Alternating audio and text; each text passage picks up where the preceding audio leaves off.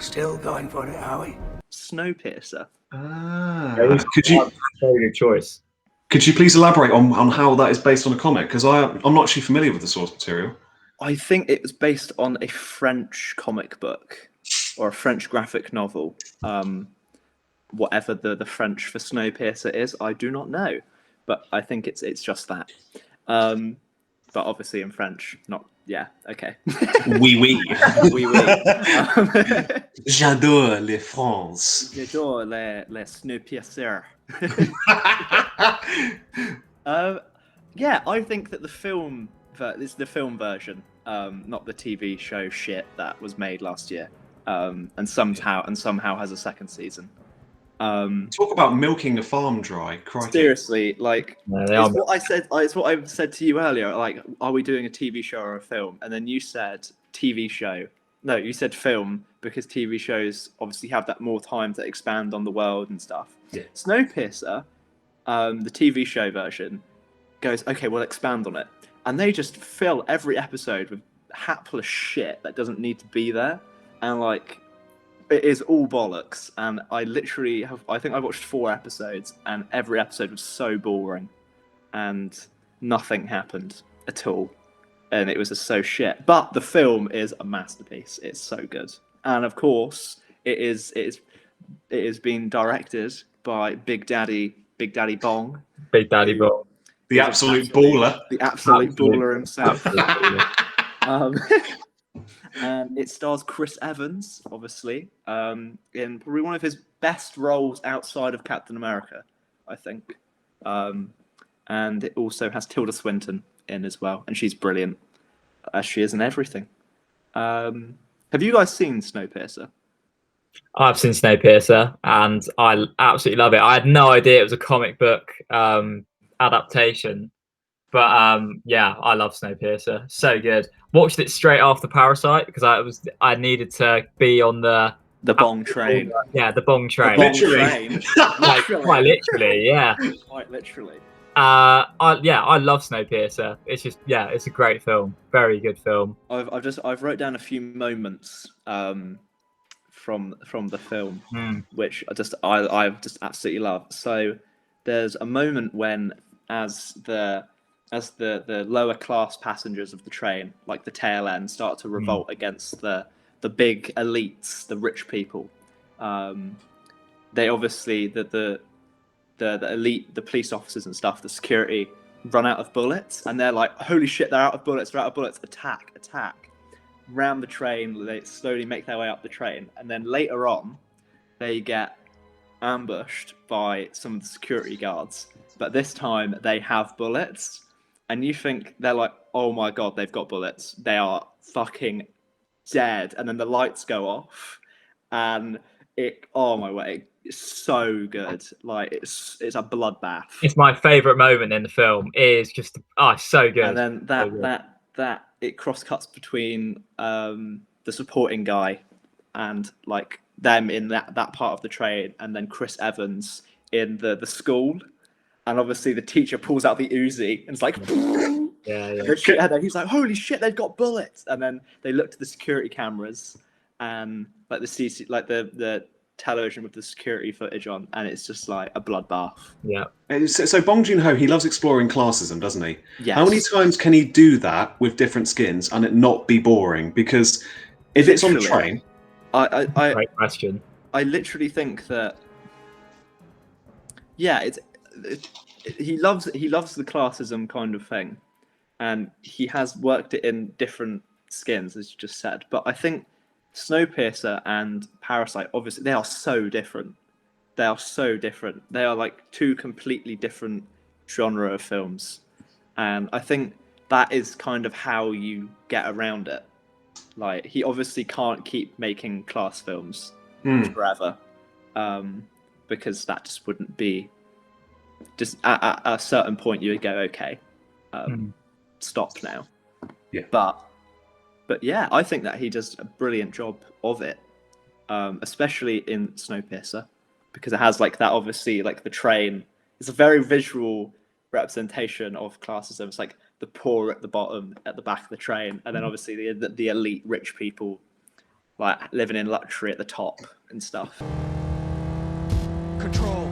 Perps just wiped out an innocent. I'm taking him down. But Dredd, I don't know how familiar you guys are with it. It came out in 2012, directed by Pete Travis, allegedly. It was ghost directed by Alex Garland, who directed Ex Machina. Oh, I like Alex Garland. Yeah, and it kind of, there was a trilogy planned.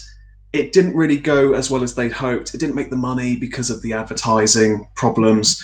But what exists is a lovely kind of bottle episode. Judge Dredd making his way up a tower to get to a drug kingpin, played by Lena Headey from Game of Thrones and all of that. It's just a really simple, straightforward action film. And I think those are being lost nowadays. We live in a world where Stallone's Judge Dredd movie exists. And I haven't seen it, and I don't think I can do it. Because, look, Judge Dredd as a character is faceless. And that makes him even more intimidating because he personifies the law. And in the first 10 minutes of Judge Dredd, he takes his helmet off. Which is, I know I'm probably coming across as a whinging baby going, why did he take his helmet off? You just shouldn't do that. But it'd be like having a Batman film where Batman doesn't dress up as a bat. You know what I mean? Yeah. So, and because they had the original writer of Dredd, John Wagner, writing the script with Alex Garland, fundamentally the film operates on two levels. It can be a great Judge Dredd movie, but it can also be a great action movie. And that's what I think is the interesting sell.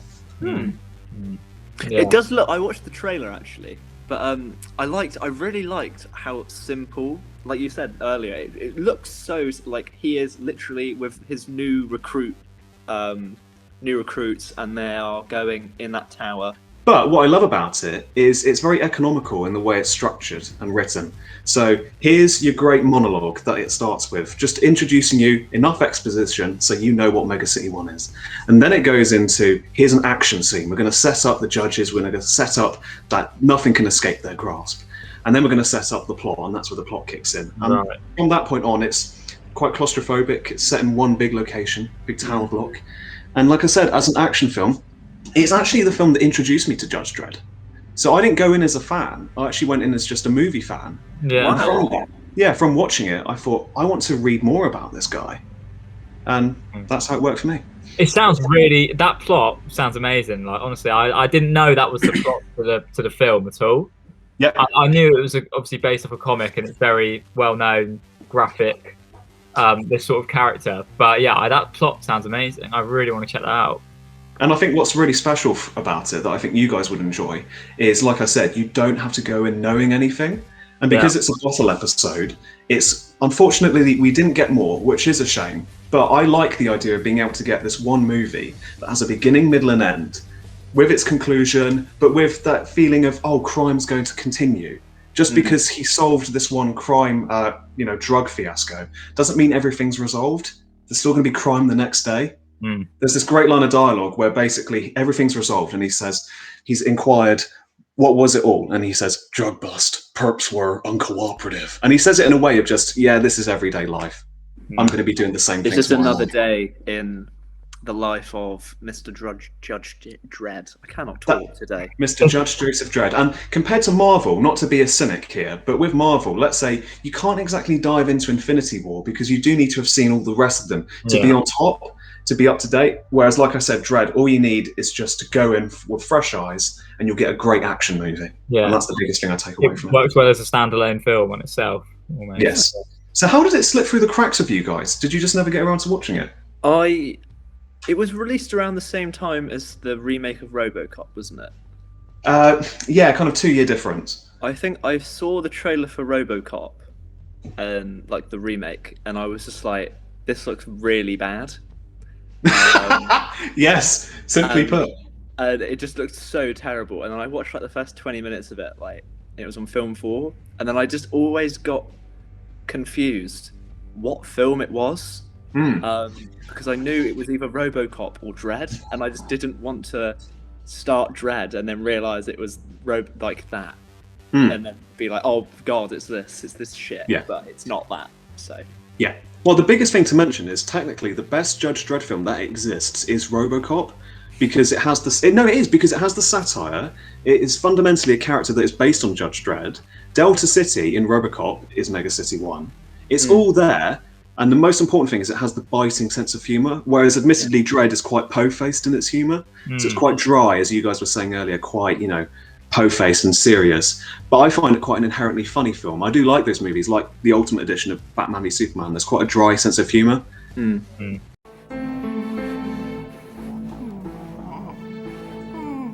Apparently Oldboy is based off a comic. Of course. Which I didn't know. And originally I wasn't going to pick it because I was like, I bet it's a bit of a... I mean, how loose was it based off the comic, and is it a graphic novel? Is it a short story? So I wasn't too sure. But yeah, no, I thought it had to be there. But what I find you're talking about the Park Chan-wook one, not the Spike Lee version, yeah? Not the Spike Lee version. Let's put not that the Josh Brolin movie. Yeah, the Josh Brolin 2013. Still never seen it. I will never watch. I can categorically say now I will not watch the Spike Lee version. You good, Bailey? I'm good. Something just fell over outside. Like a house. Someone is so excited about Tom discussing Oldboy that they have to come and join. Come join in the convo.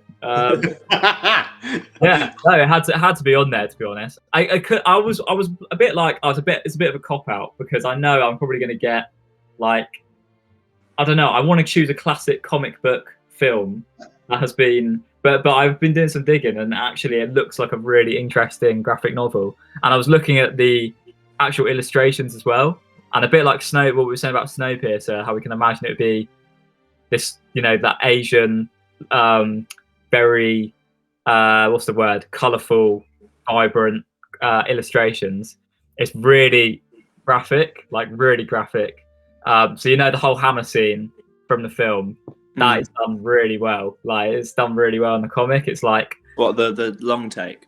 Not the corridor. I haven't got up to that bit yet. But from what I've seen, when Besu comes behind the guard, yeah, the classic shot. I think he's taken that from the comic, so that's in the comic. Sorry, I didn't quite catch that. Siri wants to repeat, and my Siri is going mental. That is a rule of two twats. You okay, Daddy? Okay, Daddy. Yes, that brings it back. Why does Siri want to join in on Oldboy? I don't know. I people? do not know. Are you casting a Korean spell on people? Possibly, It's yeah. the love of Korean. I might have said the word seriously, and that always sets off my Siri for some reason. But yeah. So yeah, no. To be honest, that had to be my pick. And I do kind of want to read the graphic novel now. I can't lie. The comic, it looks very interesting. I'm glad to hear it. It's interesting that you've both gone with Korean cinema. You've both thrown that Uno reverse card in me. I wouldn't say that Snowpiercer is Korean cinema. I would say it's. I'd say it's like I'd say it's like mainstream American cinema. Yeah. Okay. But it happens to be directed by Big Daddy Bong. That's all. Daddy Bong. How embarrassing. But it's interesting that Snowpiercer isn't. You wouldn't say it's a Korean film, but then you would almost, because it's done by obviously Bong. So then it's that debate, isn't it? Where I would say it's a Korean film, but it's got very much Bong style. Like it's completely his style. I'd be very interested to see if the tongue scene is in the Oldboy comic. I don't know. I feel like it would be. That's the thing. I feel like it would be, and I feel like the octopus scene would be in there as well. The only part I've seen is the lead up to the tongue scene. So, with the hammer. That scene is brutal as well. That tongue, that he cuts out his tongue. I'm not gonna lie. When I was shown a clip of that, I thought, I'm not gonna watch this film. It looks horrible. Have you seen the whole film, Stan, or not? I haven't actually seen the film. Sorry. I haven't seen any of the films you've mentioned. I'm a basic boy. I'm a basic British boy. No, I mean, that tongue scene is absolutely, I feel in the comic that would be so good. I can just see it. It would be really cool. It'd be like that, and then like. Yeah. Or like the wide eyes, kind of. Yeah, I don't know. I think it would just be great, but had to be on there. So I will be hopefully having a little look into how to get the graphic novel. No. But I don't know. It had to be on there.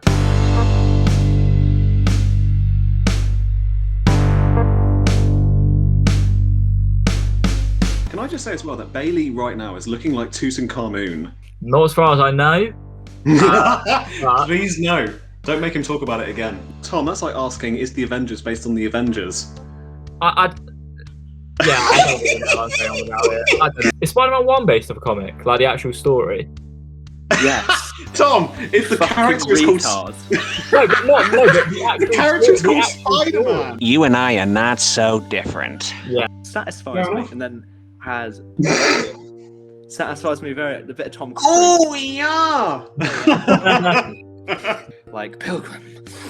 And then walking across. But what is the premise to Dredd? I just want to know. I'm interested. Here's this novel concept for you, Tom. There's this thing called Google Search. You type in Dredd and it will show you the plot synopsis. I want you to tell it. The only thing you're going to see is me pulling the trigger. Okay. Yes, for obvious reasons. Let me whip out my magical thing. And no, I'm not talking about the obvious.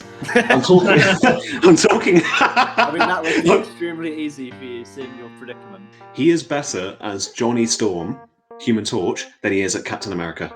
He's a class Johnny Storm. He is a very good Johnny Storm, but they're two very different characters. So different. Oh, sorry, Marvel fanboy. Keith, is it Keith Urban? Carl Urban. Carl Urban. Yeah. That's genius, Bailey. And as well, the main character from Parasite is great in it as well. Yeah, he's brilliant. What's his name? Come on, Tom. You need to- Insert Korean name here. Yeah, I can't remember his name. Dude. I'll hold up my hand so you can insert his name there. There you go. That's an outside right there. In the making. What I have to